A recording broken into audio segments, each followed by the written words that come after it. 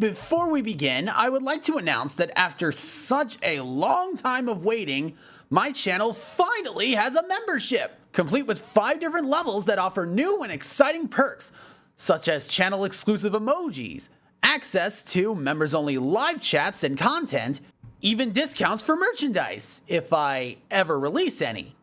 I'm still working out the finer details, so just bear with me. And if absolutely no emojis appear on your feed, that's because I'm still working on them, much like this avatar picture you see right here. Thank you, and enjoy.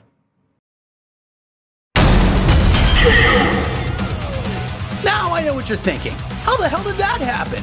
I know Godzilla's currently destroying the Marvel Universe as we speak, but didn't Death Battle state that Bruce Banner technically had this one in the bag, even if Hulk didn't? Well, I do concede that what happened in Death Battle was a possibility under certain scenarios, especially if we only put him up against Ultima in particular, but against a composite, way more times than not, the King of the Monsters reigns supreme. To be blunt though, that's not to say Hulk is totally outclassed. He did have his fair share of advantages over Godzilla. His smaller size made him a much harder target to hit. He was also far more agile, faster on his feet, and potentially physically stronger depending on how angry he got. At first. But, given Godzilla's ability to evolve, even that advantage wasn't guaranteed to last. But okay, let's play fair and analyze this through Death Battle's own rules, starting of course with power. Now to be fair, Hulk is absolutely no slouch. This is the same guy who clapped a universe to pieces and shook the infinite crossroads between dimensions and beyond. However, Godzilla has been beyond that for a while.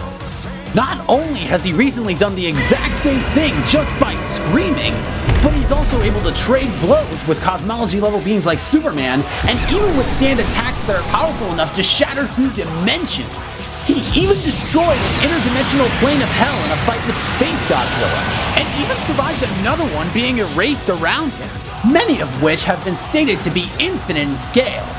In fact, Godzilla's power was even too much for the morphing grid to handle, a realm that's outside of the very concept of dimensionality as a whole. And that's not even including the capabilities of Ultima, who can manipulate causality, manipulating his results on a whim, and can see all of space-time and all possible outcomes that will be. Meaning no matter how powerful the Hulk became, Ultima could just simply negate it. But to be fair, Hulk has broken out of chains of the first firmament, which could overwhelm Eternity, another being who can also alter the narrative of any story. That combined with Hulk's ability to adapt to any conceivable situation meant that Godzilla's causality manipulation was not guaranteed to work on Hulk directly. However, on the other hand, Godzilla also broke Hulk's limbs, the same limbs that broke said chains of the first firmament. So then again, any adaptation that Hulk gained over the course of the battle, Godzilla could always adapt to that as well. But then Hulk would also adapt to that, and Godzilla would adapt to that, and yeah, you can clearly see where this is going, right? So no matter how you slice it, the gap in power between them is completely nebulous, completely unclear, I might say. So in conclusion, with all cards on the table, even though the advantage should technically just barely go to Godzilla, since he has more means to keep the advantage up for longer, the safest bet would be to call this one a tie. Regardless, no amount of power was going to mean a damn thing in the face of their immortality, which really threw a wrench into things. This battle was quite literally an endless loop of constant death and resurrection, even without their healing factors. For Hulk, the green door always instantly appears whenever his soul spawns into the below place. And for Godzilla, the higher dimensional entity, or Ultima's true form, could always summon him a replacement body on the fly. And even then, Godzilla also has other means of resurrecting as well. So no matter how you slice it, both Godzilla and Hulk had absolutely no means of killing each other through brute force alone. So both sides were going to have to get a little creative. So let's look at their cosmology. Marvel has infinite higher dimensions and timelines, transcended by 9 layers of higher transcending planes. with the ones above and below all resting snugly in the House of Ideas and below place respectively. By comparison, Godzilla's own cosmology is just as vast and infinite, and like it or not, actually does have transcending layers of its own, in the form of its variation of hell, which can expand up to a total of 10 layers. That's one layer more than Marvel's cosmology, and if Singular Point's novelization is anything to go by, Ultima's domain is outside of all of those transcending layers. This meant that unfortunately for both Hulk and the one below all, Ultima's domain, Godzilla's respawn point and source of immortality, is completely out of Toba's reach. So the big question is, if both of them can't die, and the one below all cannot affect the Ultima entity, could the entity somehow get Godzilla down into the below place? Surprisingly, yes, he could. Godzilla was already able to travel through all the many different layers of hell itself just by walking there, so he should be able to plow his way deep into the below place. And even if you do want to assume that somehow the Ultima entity couldn't reach the below place from the get-go, the exposure to Gamma alone would be all that he needs to gain access to the below place and travel there directly. Gamma may be an ethereal energy source that mutates reality beyond our understanding, but it's still a type of radiation. A radiation that Godzilla can exploit. Okay, lastly, we knew this was coming. Let's address the scientist in the room. Could Bruce Banner solve the equation and cut off the entity's connection to our reality? Well, yes and no. Let me explain. So, let's look at the end of Singular Point. In the end, Ultima was defeated using a super trans-dimensional calculator plugged into a singular point calculating at infinite speeds with the help of two sentient AI systems, one from the past and one from the present, with the one from the present diving into a singularity while Ultima was distracted fighting Jet Jaguar, who was housing the other AI system. Then both of them finding, losing, and solving the equation at infinite speeds on a constant loop from inside of Jet Jaguar's systems until it merged with the orthogonal diagonalizer and became the code itself, activating the device and forcing Archetype to turn against itself, converting into its final form and cutting off the entity's connection entirely. Oh, okay. Now my head hurts. Brain aneurysms aside, one thing that is to note about this strategy is that it was a joint effort.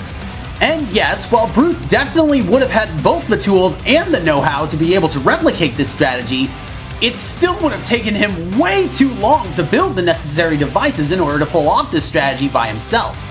It took him days to build a small interstellar radio out of sticks and stones. And given the catastrophe is supposed to end the universe in about a week's time, with the amount of devices required to pull this off, it would have required way too much time. Time that Bruce would not have, even with the most generous estimations of Bruce's intellect. After all, even if his intelligence is superhuman, his physical body is not, and it's still gonna take him a very long time to construct them. And even if he somehow did manage to construct the necessary devices in time, one major problem is that it's still gonna require Hulk's cooperation. And given their very rocky relationship, while not impossible, it's still not guaranteed he'd be able to get Hulk on the same page in time. After all, there were plenty of times where Hulk has straight up refused to listen to Banner, even while there were high stakes. And even if by some miracle he does manage to get Hulk to cooperate in time, with the amount of tries it would probably take them to find the code, there is the very high possibility that Hulk could just grow impatient and just lash out, veering off course and ruining the plan entirely. But I know what you're thinking. Hulk punched his way into comic book gutter space. Couldn't he just punch his way into the singular point? Well, not exactly. For one, he was only able to do so mainly because of Gwenpool's indirect influence, and two, that was about as far as he could reach. Ultima's true form as a concept is something that would technically be outside of the boundaries of the two-dimensional page, something that Hulk has never been able to reach. So no, that type of brute force wouldn't quite be enough to reach into Ultima's domain. And even if it was, the outcome would not change. With direct exposure to the entity, any device that Bruce could dish out would never get the chance to work, and the entity's true presence would instantly reduced both Hulk and Banner to a brainless, blubbering mess just by being there, as entities beyond our perception tend to do, leaving them vulnerable for the entity to just kill them on the spot, or cut off their connection to the green door, or banish them away from the below place, or absorb their souls, or just negate the Hulk altogether. Simply put, Godzilla simply had far more options to break the loop than Hulk did. Even if Banner did somehow manage to solve the equation and break the connection, the entity could just simply rebuild a new connection over time and enable Godzilla to continue the fight. In other words, Hulk and Banner would always be under a constant time crunch, while Godzilla had pretty much all the time he could ever need in the infinite multiverse. And all of that prior knowledge, combined with the fact that Snow Godzilla can just simply teleport between dimensions directly, there was really nothing stopping Godzilla from just entering the below place and destroying the green door. But that's not quite enough, as Godzilla would still have to deal with one more hurdle in his way. The one below all himself was easily by far the most dangerous opponent that Godzilla will have ever had to face in his life. More than capable of absolutely obliterating most versions of him if given the chance. However, to be fair, there is a version of Godzilla from the D&D Cosmology who was so powerful that even the Luminous Being, an entity actually not too dissimilar to that of the one above all, admitted that Godzilla was simply too much for him to contain. However, containing someone and defeating them are not quite the same thing, so yeah, it wasn't a surefire win for Godzilla either way. Fortunately for Godzilla, it just so happened he had one last trump card up his sleeve. A trump card that he gained from his trip to Hell, which granted him the ability to resist and deflect any attacks coming his way, which granted him the power to obliterate the God Mountain, an entity so immensely powerful that he already views the entirety of the whole Godzilla cosmology, including Ultima's domain, as finite and himself infinite, a form that also allows him to close and open up portals between dimensions, a form so unfathomably busted that even after usage, Godzilla's power was boosted to the point where he could obliterate the Devil Mountain, who was so immensely powerful that even the writer compared him to the likes of Yog-Sothoth, one of the most powerful of the outer gods in the entire Lovecraftian mythos, a form that allowed him to transcend the God paradox itself, a feat completely unheard of in all of fiction itself. It's like this form was literally made for this. Now, whether or not it would be enough to destroy the one below all directly is still up for debate, but it would definitely be enough to take down a one below all powered Hulk, who is nowhere near as powerful as the real thing. In the end, there was only one real way this battle could end. Hulk and Bruce may have had the tools to stop it temporarily, but only Godzilla had the means to end it permanently. In this holy war among the divine, Godzilla delivered Bruce from the devil within. The winner is Divine Godzilla.